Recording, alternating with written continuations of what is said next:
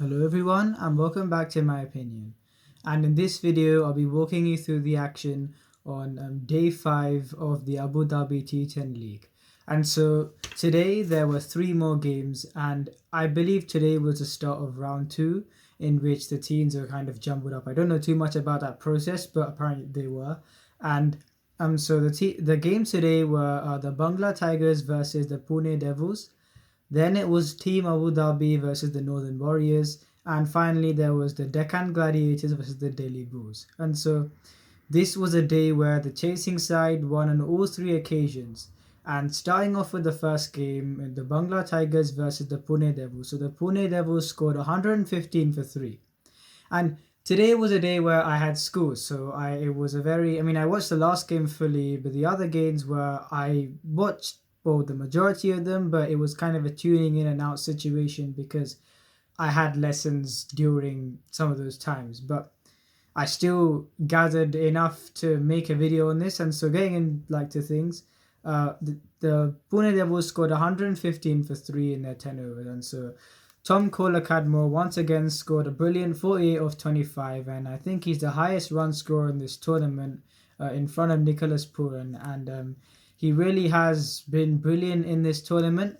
And another player from England also shone, and that was Alex Davies, who scored 41 of 21 not out.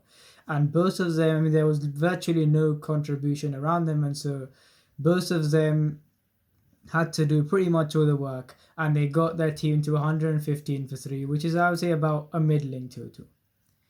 The bowlers I thought Farooqi bowled very well for the Bangla Tigers, and also Karim Jannat once again. I mean, he says 1 for 20 in 2 overs, but I still saw him bowling a slow balls well, and yeah, he's actually been very impressive in this tournament so far, despite the fact that Mujibur Rahman has had a few off days, and generally he has got a bit of tap in this tournament. It's good to see that the other players are standing up.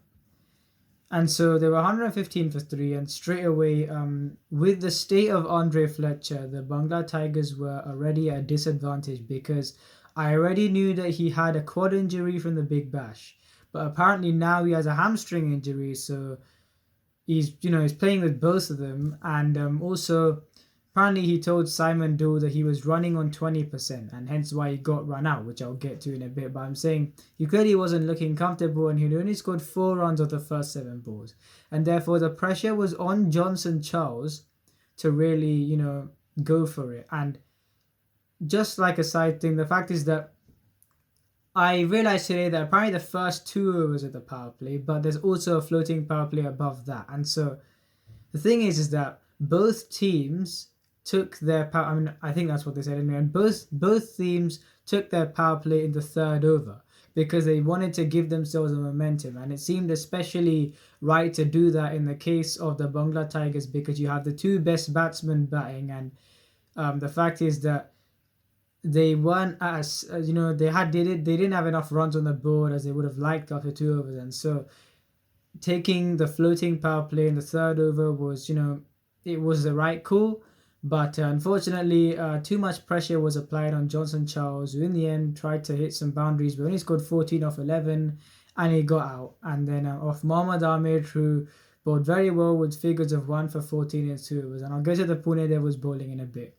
Then Andre Fletcher, and before I talk about Andre Fletcher, I was very happy to see Chirag Suri coming up to bat 3. I said he should do in the last video because he looked really good when he was batting, and he still scored an unbeaten 30 or 15 today, and also Tom Moore scored 38 of 12, and they both ensured their side won the game. And Andre Fletcher was just starting to get into his straps, were hitting a few sixes, and he moved on to 30 or 15 until he got run out, where Chirag Suri hit the ball straight into Kenal Lewis's hands, but he dropped it. And then while they were trying to complete the run, knowing that Andre Fletcher was struggling to run, he threw the ball at the stumps, and it was a direct hit, and Andre Fletcher got out, and he was very livid with himself.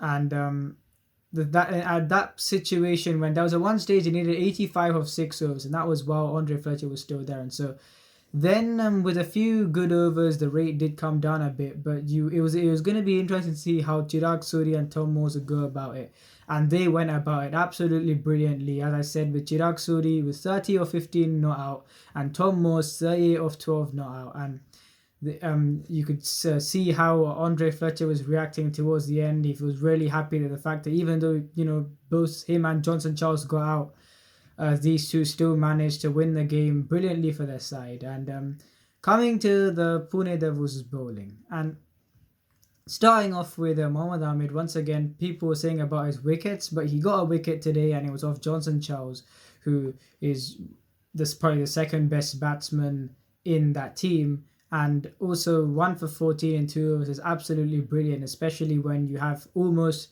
12 and over, so 11.6 and over to get from the start, and you bowl 2 overs, 1 for 14 is absolutely brilliant. And today I saw they didn't play Munis Ansari. I'm not sure whether he's injured or not or anything, or if they just didn't play him, but I can understand why they didn't play him, because as I said in my last video, this whole prospect of people doing the Malinga action, especially how defining a bowler Malinga has been in our generation, and just the way the return, especially Ansari had in his first game, it would be a tempting thing to play him. But especially after his past 2 games, probably his fielding would have come into it. His bowling, the fact that really, I mean, he had the ball where he got it to rise off a good length and got Tom Banton out, who went straight up in the air. But when he misses his Yorkers, which he does quite a bit, and he bowls full tosses a few times as well, he gets hit around. And that's the reason why I could understand why they didn't play him, and yet the attack still doesn't look any more assured than it did. And really, Mohammad Ahmed is the only bowler who's, I would say, carrying the load, but he's only got 2 wickets in his T10 career, but he isn't even bowling badly and is bowling economically, which is great in T10 cricket. But it's the fact that the batsmen are, they're necessarily getting to, most of the times they are getting through Mohammad Ahmed's overs unscathed, and they're just hitting the other bowlers. And there is plenty to hit, unfortunately, because you take Andre Fletcher, and so you look at how many runs he scored in this tournament. He's actually not failed at all. And especially today, effectively playing with 2 injuries, and yet he gets to score 30 or 15 after scoring 4 off 7, like after being 4 off 7. And so that's another 26 runs in his next 8 balls. And here's the thing, the only thing that he has kind of relied on doing is going back and across, and when the ball's in the slot he smashes it. And he also hit a ridiculous one over cover for 6. And he's been relying on just clubbing the ball, and just because especially with these power hitters, I mean, the fact how much I'm kind of rambling on here, but I'm saying he was relying on clubbing the ball and batting normally, playing normal cricket shots, but clubbing the ball. And I'm really watching the ball. And I'm saying watching the ball because all these power hitters have to do that. I mean, they watch the ball like a hawk. And if you see all these shots, that the reason why they're able to score at such a high rate is because, I mean, they really see the ball. They really watch the ball a lot. And the thing is that what I'm trying to say is this. After my kind of pointed segue into that, what I'm trying to say is this. You look at someone who's playing with 2 injuries and he has very one-dimensional options, really, and it requires one thing: the bowlers to miss their lengths. But look what's happened throughout the tournament. Whenever they've bowled to him, they've missed their lengths. And not that he hasn't played good shots off other balls, but mostly they've just bowled in the slot and he's just hit things for 6s. And that's the thing. So as a batsman, I mean, you'd in this kind of a high adrenaline hitting situation, you can use your skills you can use your skills however much you want to, and you can really try and maybe change the way you stand and use your skills to even hit good balls for 6. But the fact is, whatever you do is reliant on what the bowler bowls. And if the bowler bowls a really good ball, the batsman, just by their sheer experience of just playing so many balls in their careers at whatever level, they've got a sense of judgment that even when in a high adrenaline chase, if someone bowls a good ball, they know when it is a good ball, and maybe they'll try to kind of maybe open the face of the blade, get it to the point that someone bowls a yorker. But even if they can't get runs off that, they'll acknowledge the fact that it is a good ball and maybe try to, just for that one, kind of make sure they don't get out. And I'm saying this because Andre Fletcher, he's faced a few good balls, but it really hasn't been much of a challenge. That he's playing with 2 injuries, and he really hasn't been able to run freely at all, and he's relied on boundaries. And yet he's been able to rely on boundaries because the bowling has really been off the mark, especially to him. And I don't understand it, because I understand with these West Indian hitters, it's intimidating to bowl to them anyway, but then you're bowling to someone who has 2 injuries, looking to club the ball. Instead, you literally feed him his strengths and say, you can't run between the wickets, so it'll only be fair if I bowl in the slot and bowl 4 tosses and give you boundaries. And it just completely doesn't make any sense. And that's exactly what all the teams have been doing, when Andre Fletcher is bowling, very kindly so that he can still get runs. And I mean, as a fan, I have no problem with it, because he's a brilliant player to watch when he gets going. And yeah, he scored 30 or 15, and he was very livid with himself when he got run out, because at that point was when they were really, especially after needing 85 of 36, they were really playing their shots, both him and Chirag Sodhi, more Andre Fletcher at that time, and reducing the required run rate. And the thing is, if you look at the economy rates, you look at Mohammad Amir, who's gone for 7 and over. Then there's 12.5 and over. Then there's 16 and over, 16.91, then 17. And that's the thing here. It's just Tom Moore and Chirag Sodhi, really, they finished the game off brilliantly, but they were allowed to finish the game off brilliantly because of the, quite frankly, terrible bowling.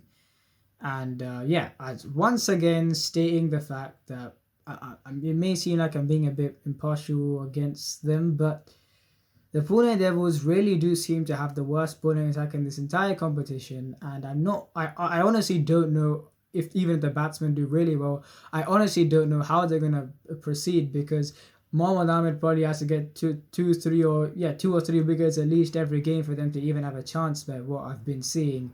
And yeah, that's the Pune Devils, and they're going to have to find someone who, there are some good bowlers, but even their effectiveness hasn't really been shown, and so they're going to have to really find someone to stand up alongside Mohammad Ahmed so that they can balance the load a little bit. Then there's the second game, so the Team Abu Dhabi versus the Northern Warriors, and the very first ball of the game, Paul Sterling got bowled by Wahab Riaz, and a big wicket, because you know how good of a player Paul Sterling is. And then Chris Gayle got out for 2 of 4, and this was a time when I had online lessons, so I came back and it was 38 for 3. Chris Gayle out 2 of 4, and it was once again up to Joe Clark and Ben Duckett. And the thing is that they both played brilliantly and got their team to 123 for 3. And especially Joe Clark, some of the shots that he hit, and it's just, for me, I've been most impressed by. Yes, there's Nicholas Pooran, but you look at Joe Clark and you think Nicholas Pooran had some credentials before he came into this tournament over what he's done in T20 cricket. Then there's Joe Clark, whose credentials are fairly local, to England.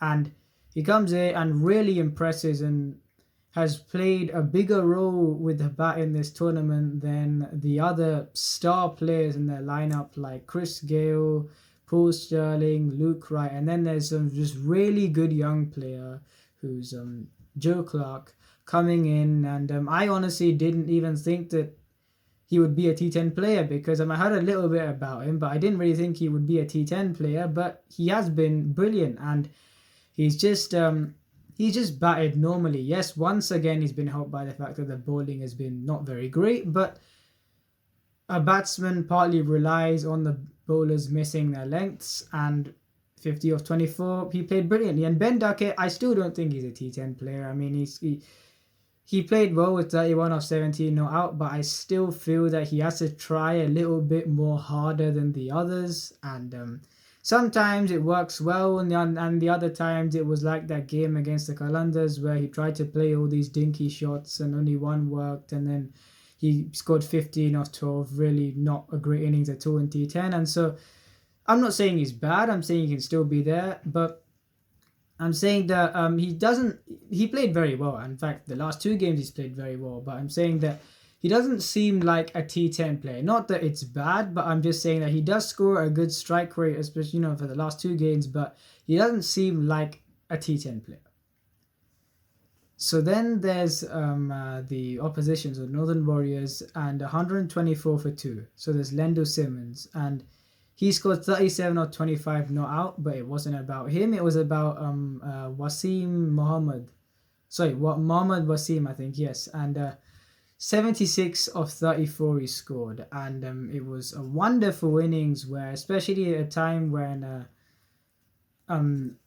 Team Abu Dhabi had tried to apply the brakes. Because if you look at the economy rates of the Team Abu Dhabi bowlers, I mean, I think that the most economical was 10.5. So clearly they relied on just sticking around this borderline so that they could all make sure that it went to the last over, even if the opposition weren't losing wickets. And it was 124 for 2, but even then the last 2 wickets fell in the last over. And so, 2 wickets fell in the last over. And so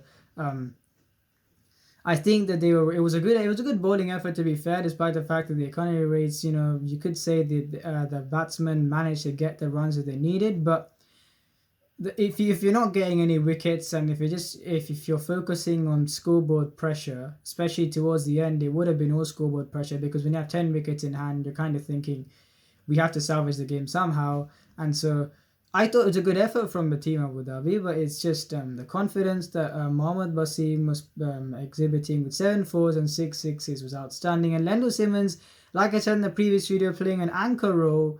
And I thought that he wasn't having his greatest time. I mean, 37 of 25, and he did struggle to get things away. And I felt that Mohammed Wasim's innings definitely helped in alleviating the pressure.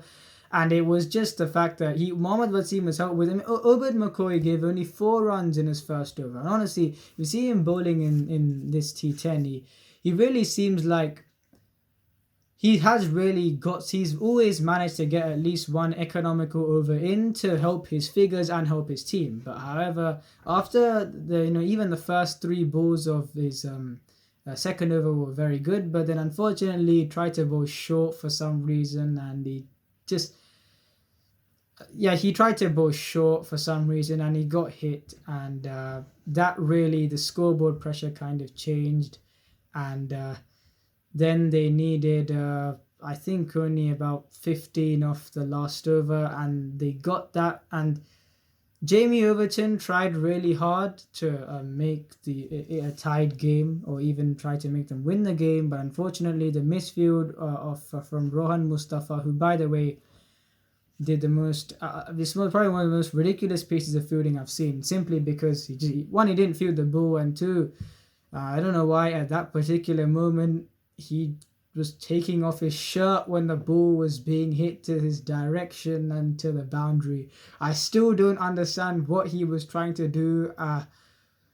But the others were. Luke Wright wasn't too happy about it, but even the commentators were, they were puzzled, and Nicholas Pooran and the players on the field were laughing about it. And so, also, he didn't have his greatest time in the last ball, when if he had picked the ball up cleanly and thrown it to the stumps, it would have been 1 run, it would have been tied. But unfortunately, he fumbled, and they managed to run a second run, meaning Northern Warriors have won their last 3 games on the bounce, with varying situations. So first game it was nightmare situation. Second game, destroying the opposition, and third game, well, it was a very good performance. But but in bowling they wouldn't have wanted to give 123 for 3 from the situation that they had the opposition in. But I'm saying that in batting, it was, as I said, it was a pretty uniform performance. Even if you see the figures, that they got enough runs off every bowler. And so even though it went to the last ball, I didn't think that they would lose even when they needed 2 off 1 and it was getting tight. I still didn't think that they would lose simply because of Mohammad Basim's the fact that he was finding the boundaries because of his own brilliant batting and because of poor bowling towards the end, and that's the thing really on that game. The Northern Warriors have won their last 3 matches, whereas Team Abu Dhabi have played 4 games and they've won 1, but they've lost the other 3. And Chris Gayle didn't get runs again today. I mean, as I said, I'm not really too thinged on that, but I'm saying that they are. I'm going to talk about the standards of or the new or desired standards of batting after I talk about the matches, because I feel like it's been something different to what I said before. And so, yeah, I'll get to that in a bit. But then that was the last game, which is the Deccan Gladiators versus the Delhi Bulls. And so straight away, this game, if you even look at the captains between 2 legends of the game, and you've seen especially in CSK versus Mumbai Indian clashes where how they both really like to play against each other. There's a bit of byplay going on and they really enjoy playing against each other. They have a lot of respect for each other, and so I was really looking forward to this game. And the thing is, unfortunately, it didn't quite provide a thrilling. It wasn't a thrilling encounter, as you realize if you watch the game and if you realize as I walk you through it. And so, first of all, there has been so the the Delhi Bulls chose to bowl first, and so I said Dhaka Gladiators, the Deccan Gladiators were batting, and Sunil Narayan went to open up with Mohammad Shehzad rather than Cameron Delport, and so Mohammad Shehzad hit like 2 boundaries, and then I think he hit a single, and Narayan's first ball, it was a straight ball. I don't know what he was doing. He just completely it was a very nothing, I wouldn't even say flay, just the wrists went all over the place and he missed a straight one. It was like he tried to give himself room, but there was nothing, it was just a straight ball and he really didn't, it's not even like he looked to hit it over point or anything, the hands just went something like this and it was bowled. And he got out for a golden duck, so that experiment didn't work. And Cameron Delport came in and hit a boundary off the very first ball that he faced, a brilliant cover drive. And so they were 15 for 1 after the first over. And then the wickets fell. Mohammad Shehzad and Cameron Delport got out. And so it was up to Karen Pollard and Azam Khan to do a rescue act. And, Karen Pollard first, he started slow at first, and it was kind of an Azam Khan show. And by the way, I mentioned on Fido Edwards, and apparently he still was looking to play cricket for the West Indies at 39 years of age, but he bowled a brilliant Yorker to Cameron Delport, and also the battle between him and Azam Khan was a very good one, and I thought the shot of the day really when he bowled a ball that was just on good length, and Azam Khan he plays over that cover area a lot. We've seen it even in before, but especially the shot where he played just with the extension of the elbows and everything, where he hit that 6 over cover. It was such a brilliant shot, especially off a bowler who's bowling fast, and it was a very good duel. In the same over, he kind of hooked one over for 6 off square leg, and Fido Edwards, even though sometimes when he was bowling fast and he didn't really have the control, it was nice to see him bowling that quick. And even though he bowled there was a 5 wides and he did get a few extras, but I feel like today he definitely did bowl well. I mean, we've seen in the other times where he has bowled a few good balls, but genuinely he's even been hit for 40 a few times, and he really has been they have taken to him, the batsman. But I'm saying that today I thought he bowled well, even though he gave 31 runs. I thought that today you could take a positive away from him bowling, and it was great to see. And it's even in the CPO, I remember when he bowled this really fast ball to Christians. It's great to see someone at that age really still bowling quick, and he's been around for so long. I mean, it's really great to see.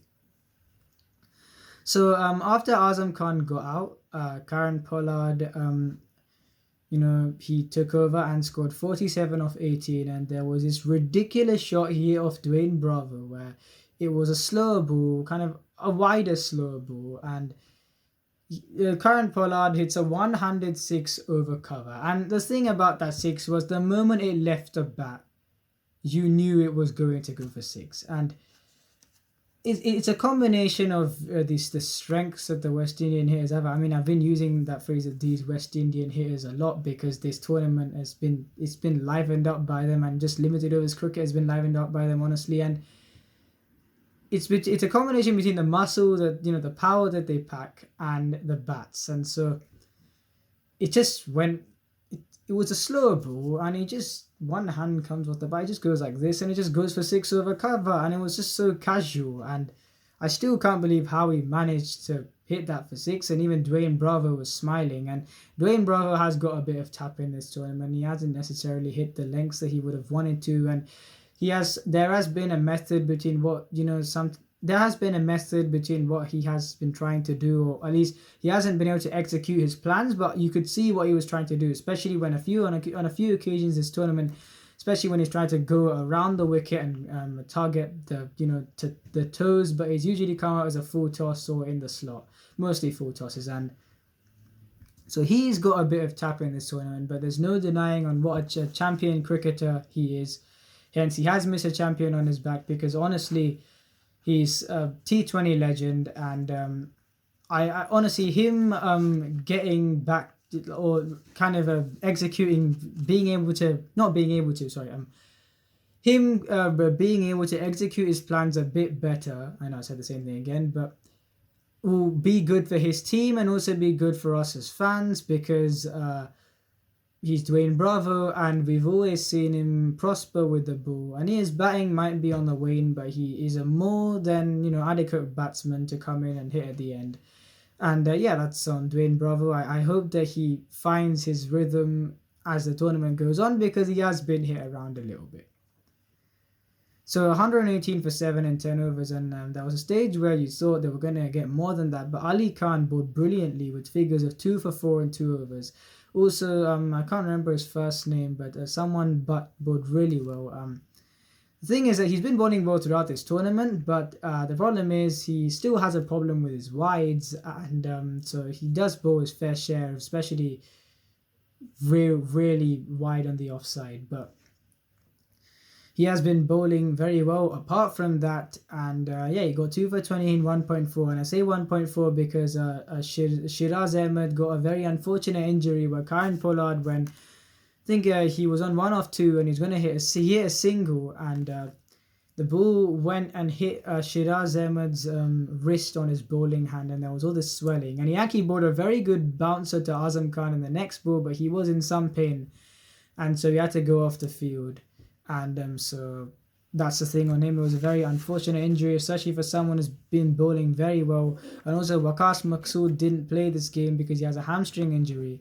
And so straight away, that's 2 bowlers who they're going to have to, if they both don't play the next game, they're going to have to think of who to replace, because both those bowlers have done a terrific job actually in this tournament, been economical and have taken wickets, and they've honestly been excellent.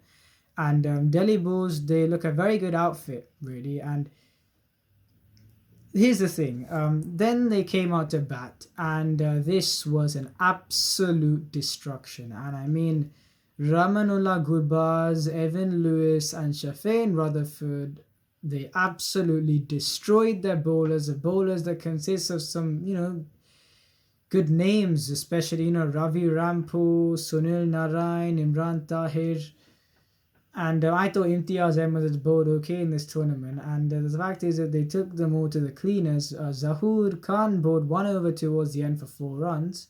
And he's actually been very good in the tournament as well. And the thing is, the first 4 overs went for 76 runs. And the first 3 overs went for 60 runs. And honestly, it was just effortless. Both Ramanullah Gurbaz and Evan Lewis, they were just enjoying themselves, because the bowling, I wouldn't really say at points that it was that bad, but it was it wasn't the greatest. It wasn't the most threatening, but I thought that the batsmen still did play their shots well. But the fact is that more than them bowling badly, more than them, I don't think it was sometimes that bad. I'm just saying that because it wasn't threatening, and because they had already maybe not hit their areas as well as they would have liked to. The batsmen got into their stride very quickly, and they just nothing was gonna do anything to them. And Shafin Rutherford, there were 2 shots that he hit off Imran Tahir. So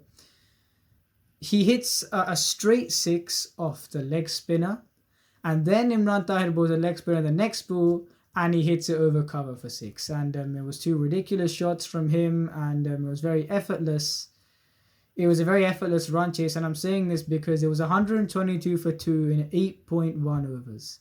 Ridiculous. And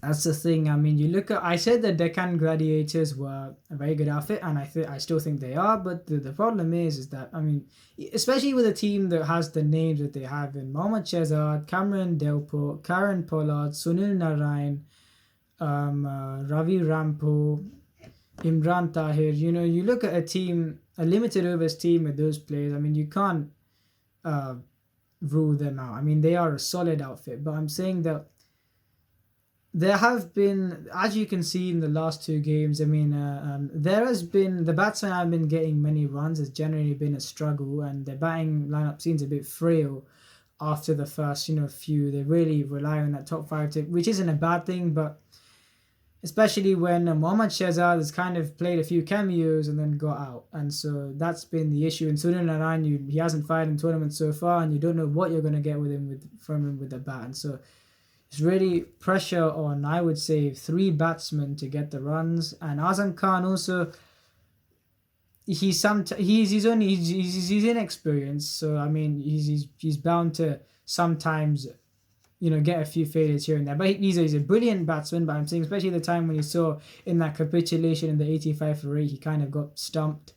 And I feel that he does play very aggressively, but it'll be interesting to see how he fares in. You can get what I'm trying to say. He's pretty inexperienced, and we've seen him hit quite a lot, but I'm saying that also with fitness issues and stuff like that, I mean, you never quite know what he is going to do at this point in time. And so there's only really Cameron Delport and Karen Pollard who you could say, especially Karen Pollard really is the only one you could say is a consistent bank of runs, and so and more like at least like 30 or 40. And so that's one problem that they have. And the team, it just doesn't seem very, it doesn't seem to have the extra edge, despite the fact that all the players that they have, it kind of is similar to the Rising Pune Supergiant team in 2016. And I'm saying this because also the kits are similar, but also you look at the players that RPS had with Ajinkya Rahane, Steve Smith, Kevin Peterson for the first few games, but he got injured. MS Dhoni, Faf du Plessis. That team in the end finished second last. Okay, due to injuries, but even we saw that they never really hit the straps that they would have wanted to, even when those players were there. And it's like this, where they have all these players, but neither of them, Pollard played well today, but neither of them are really having this one really substantial contribution. T10, like, you will get hit for runs, and so with the batsman not getting like substantial contributions, and it's like if someone scores a 20 once in a while, it's okay, but someone at least has to. You can't be the problem with this team is that you look at the contributions that like the batsmen are putting in, and even if you join them all together, you can't even get to a substantial score that you're going to say that you're really confident defending. And the thing is, they got 118, and it was with 2 bowlers, the quality of Sunil Narayan and Imran Tahir, and Ravi Rampo was bowled very well this tournament. But the problem is that your bowling will get hit once in a while, and also they got really destroyed today. I think it's an anomaly because I honestly don't think, despite the fact how crude this format is, I don't think there will be another situation where that attack gets hit around like that. But I'm saying today was a thing where both units didn't really fire, because apart from Karen Pollard and Azam Khan, nothing else, and they lost 7 wickets. So clearly there were quite a few failures in that. And Azam Khan scored the second highest score of 22 of 13, and so you see the other players didn't get any substantial scores at all.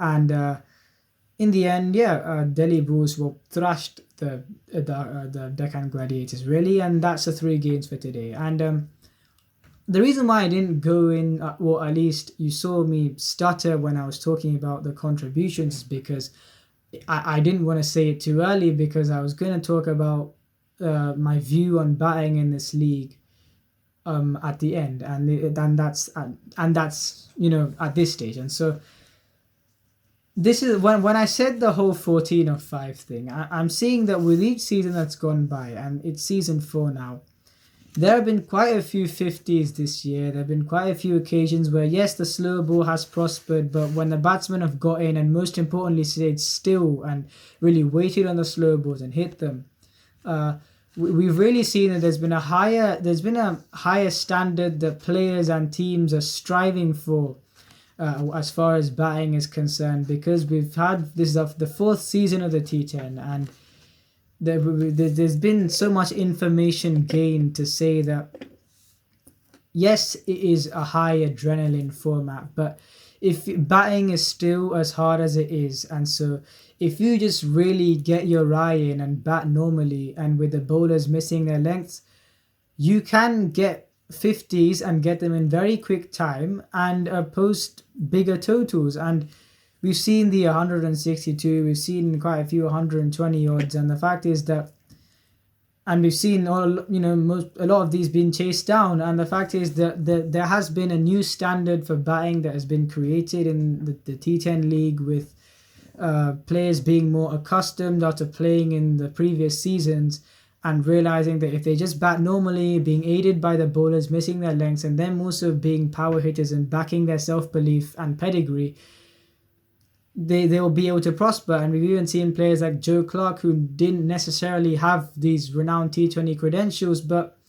he's come in and played brilliantly. And so that's the thing, is that I say the 14 of 5, but we really have seen, especially Abdul Shakur as well, Mohammad Wasim today. My whole thing of 14 of 5, and I'm very happy this has been, but maybe at least for now it has been proved wrong. And the fact is that players are managing to score more runs, and that's why I'm even saying the fact that Deccan Gladiators as batsmen haven't got substantial scores. And I didn't even think that there'd be a case of me saying that. I thought that it would still be a thing where a quick fire 20 would be acceptable, but instead, no, it's the standard of batting has been brilliant in this tournament, and I hope it continues, because the T10 is a batsman dominated game. And yeah, that's my view on the games that happened today, and also the fact that batting has seriously improved in this tournament, and there's a new standard that players and teams are setting for themselves. And this should be great fun to watch, not only in this tournament, but for future seasons to come. If you enjoyed this video, please like and subscribe, and please share this video with your friends. And remember, this is my opinion. What's yours?